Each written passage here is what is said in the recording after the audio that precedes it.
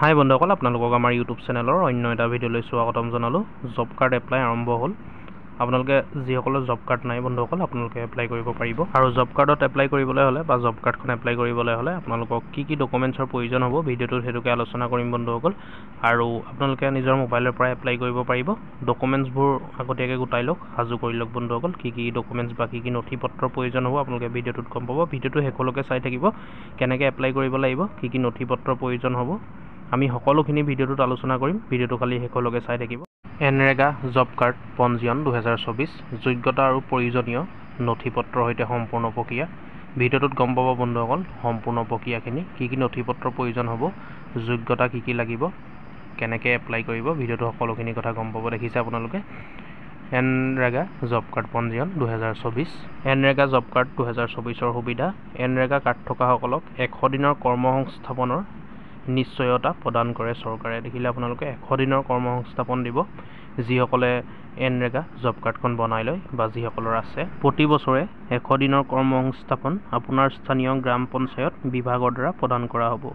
দেখিছে আপোনালোকে আপোনালোকৰ যিটো পঞ্চায়ত আছে পঞ্চায়তৰ আণ্ডাৰতে হ'ব কামসমূহ, আৰু ওচৰে পাঁজৰে হ'ব আপোনালোকৰ পঞ্চায়তৰ যিমান এলেকা আছে পঞ্চায়তৰ আণ্ডাৰত সকলোখিনি এলেকাৰ ভিতৰতে হ'ব। শ্ৰমিকসকলে 100 দিন কাম কৰাৰ পিছত চৰকাৰৰ পৰা ধন লাভ কৰে আৰু সেই ধন পোনে পোনে তেওঁলোকৰ বেংক একাউণ্টলৈ প্ৰেৰণ কৰা হয়। দেখিছে আপোনালোকে যিহেতু জব কাৰ্ডখনৰ লগত বেংক একাউণ্ট লিংক কৰা থাকে বন্ধুসকল, আৰু এইবাৰ আধাৰ কাৰ্ডো লিংক কৰা হৈ আছে। আপোনালোকে যিসকলে কৰা নাই কৰি ল'ব। যদি আপোনালোকে জব কাৰ্ডৰ কাম কৰি আছে, যদি আধাৰ কাৰ্ডটো লিংক কৰা নাই আপোনালোকৰ জব কাৰ্ডৰ লগত, অতি সোনকালে কৰি ল'ব, নহ'লে আপোনালোকৰ পইচাটো নোসোমাব যিটো জব কাৰ্ডৰ পইচা হয় তেওঁলোকৰ বেংক একাউণ্টলৈ প্ৰেৰণ কৰা হয়। দেখিছে আপোনালোকে এইটো পোনে পোনে যিটো বেংক একাউণ্ট আপোনালোকৰ লিংক কৰা থাকিব বেংক একাউণ্টত সোমোৱাই দিয়া হয় পইচাটো। এনৰেগা জব কাৰ্ড থকাটোৱে আপোনাৰ নিয়োগ সহজ কৰি তুলিব আৰু আপোনাক প্ৰৰোচনামূলক ধন প্ৰদান কৰিব। এনৰেগা বা এনৰেগা একেই বন্ধুসকল।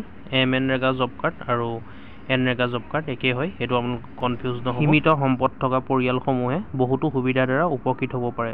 দেখিছে আপোনালোকৰ যিসকল মানুহৰ সম্পদ কম আছে, তেনে মিনিমাম আছে মানে সীমিত আছে, সেইসকলে বহুত উপকৃত হ'ব পাৰিব এই কাৰ্ডখনৰ পৰা। ই পৰিচয় প্ৰমাণ হিচাপেও কাম কৰে। আটাইতকৈ ডাঙৰ কথা বন্ধুসকল, এইটো আপোনালোকে ডকুমেণ্টছ হিচাপে ব্যৱহাৰ কৰিব পাৰিব বিভিন্ন ক্ষেত্ৰত, বিভিন্ন কামৰ ক্ষেত্ৰত বা চৰকাৰী বিভিন্ন কামৰ ক্ষেত্ৰত বা কিবা আঁচনিৰ ক্ষেত্ৰতো আপোনালোকে ব্যৱহাৰ কৰিব পাৰিব পৰিচয় প্ৰমাণ পত্ৰ হিচাপে। আৰু ইয়াৰ কাৰণে কি নথি পত্ৰৰ প্ৰয়োজন হ'ব চাওক, কি ডকুমেণ্টছৰ প্ৰয়োজন হ'ব। গুৰুত্বপূৰ্ণ নথি পত্ৰ প্ৰথমতে লাগিব আধাৰ কাৰ্ড, তাৰপাছত বাসস্থানৰ প্ৰমাণ পত্ৰ, voter ID, domicile certificate, bank account আৰু মোবাইল নম্বৰ।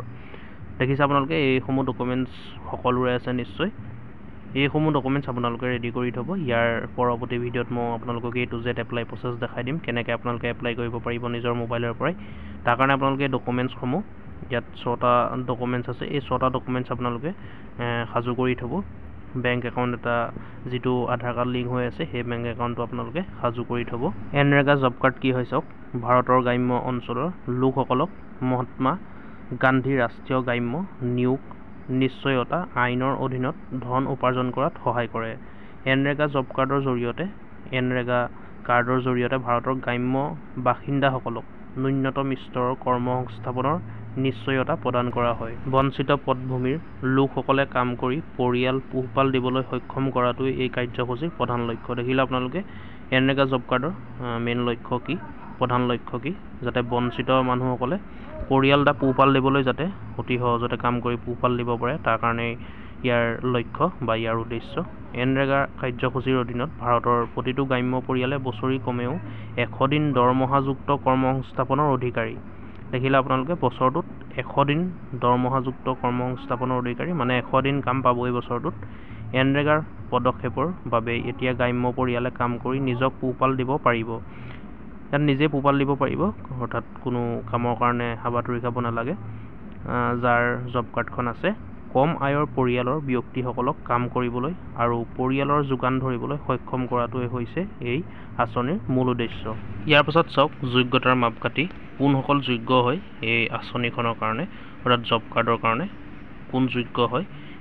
এনৰেগা আবেদন কৰিবলৈ আবেদনকাৰী ন্যূনতম বয়স 18 বছৰ হ'ব লাগিব। দেখিলে আপোনালোকে মিনিমাম বয়স 18 বছৰ হ'ব লাগিব। 18 বছৰৰ পৰা এপ্লাই কৰিব পাৰিব। আবেদনকাৰী গ্ৰাম পঞ্চায়তৰ অন্তৰ্গত কোনো গ্ৰাম্য অঞ্চলৰ স্থায়ী বাসিন্দা হ'ব লাগিব। গাঁৱত বাস কৰা হ'ব লাগিব বন্ধু, গ্ৰাম্য অঞ্চলৰ স্থায়ী বাসিন্দা হ'ব লাগিব আৰু পঞ্চায়তৰ অন্তৰ্গত হ'ব লাগিব। আবেদনকাৰীয়ে শ্ৰম বিভাগৰ আনুষ্ঠানিকভাৱে স্বীকৃতি লাভ কৰিব লাগিব। আবেদনকাৰীৰ আধাৰ কাৰ্ড নিজৰ মোবাইল নম্বৰৰ সৈতে লিংক কৰিব লাগিব।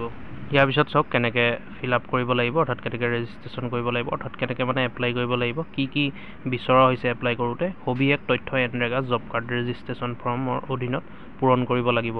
আবেদনকাৰী নাম, ফাৰ্ষ্টতে আবেদনকাৰী নাম দিব লাগিব, স্থায়ী ঠিকনা লাগিব, বেংক একাউণ্টৰ সবিশেষ লাগিব, আয়ৰ সবিশেষ অৰ্থাৎ ইনকম চাৰ্টিফিকেট লাগিব, জাতিৰ সবিশেষ অৰ্থাৎ কাষ্ট চাৰ্টিফিকেট লাগিব, যোগাযোগৰ সবিশেষ, ৰেচন কাৰ্ডৰ নম্বৰ আৰু মাটিৰ সংখ্যা যদি ধৰি আছে।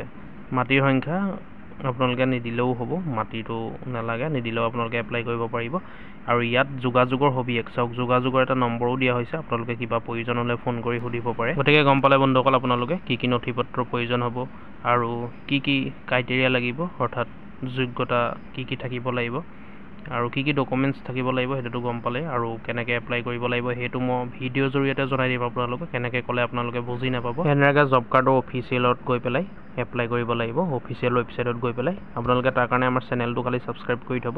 মই ইয়াৰ পৰৱৰ্তী ভিডিঅ'ত লৈ আনিম A to Z প্ৰচেছ, আপোনালোকে নিজৰ মোবাইলৰ পৰা এখন জব কাৰ্ড কেনেকৈ এপ্লাই কৰিব পাৰিব।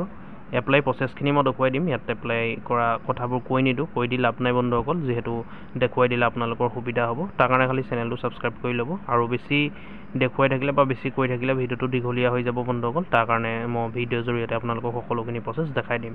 ভিডিঅ'টো লাইক কৰিব, কিবা সুধিবলগীয়া থাকিলে নিশ্চয় কমেণ্ট কৰি জনাব। আৰু এনেকুৱা ধৰণৰ আপডেটবোৰ দৈনন্দিন আমাৰ চেনেলৰ জৰিয়তে দি থকা হয়, তাৰ কাৰণে আমাৰ চেনেলটো ছাবস্ক্ৰাইব কৰি ল'ব। ধন্যবাদ।